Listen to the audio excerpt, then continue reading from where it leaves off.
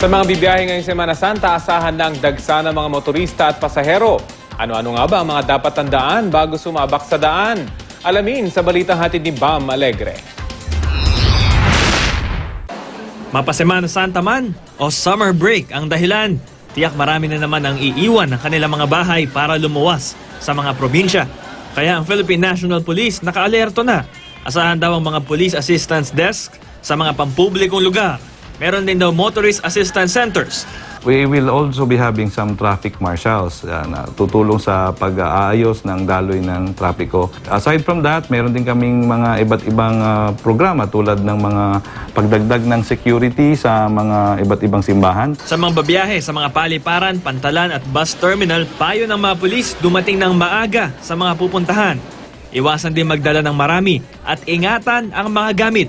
Kung may makikitang kahina-hinalang mga bagahe, agad ipagbigay alam sa mga otoridad. Kung iiwanan ng bahay, siguraduhin na ikandado ang lahat ng mga entrance, exit, mga pinto. Mag-ingat kayo doon sa mga mandurukot, yung mga salisinga.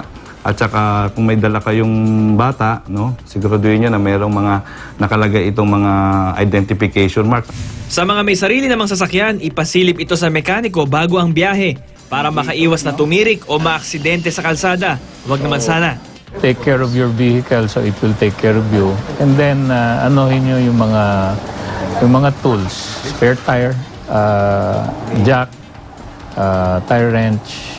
Para hindi malimutan ng kaligtasan kapag bibiyahe, tandaan lamang ang blow bagets, brakes, lights, oil, water, battery, air, gas, engine, tires at S-Self. Sa anumang paghahanda, dapat laging may presence of mind, I am ready. Huwag ding mag-atubiling tawagan ng mga pulis kung nais magtanong o humingi ng saklolo. Double check po namin yung lock sa pintuan ng bahay, lalo na po kasi kami lang din po yung nasa bahay. Bale, yung mga naiiwan po doon, sinasabihan na po namin bago kami umalis. Lahat ng mga ilaw dapat nakapatay, yung mga saksakan nakahugot. Siyempre kailangan hindi overloaded yung bus na nasasakyan mo. Bam Alegre, GMA News.